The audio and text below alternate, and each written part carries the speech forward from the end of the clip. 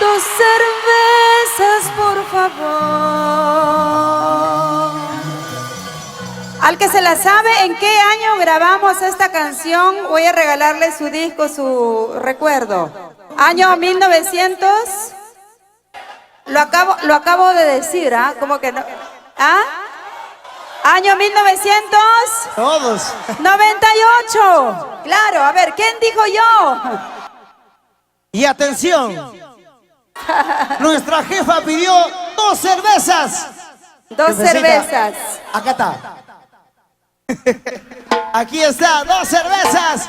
¡Éxito! ¡Éxito! Rubén Gallo, Beni Trinidad, Edgar Díaz, Laura Aquino, Carita Ramírez, Ana Quinto Cortarma,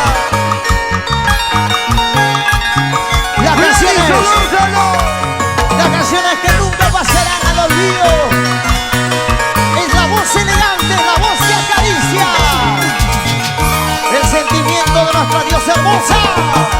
2 cervezas, por favor. Cantamos todos. Quiero brindar por ese amor que me ganó. 2 cervezas, por favor. Master Films.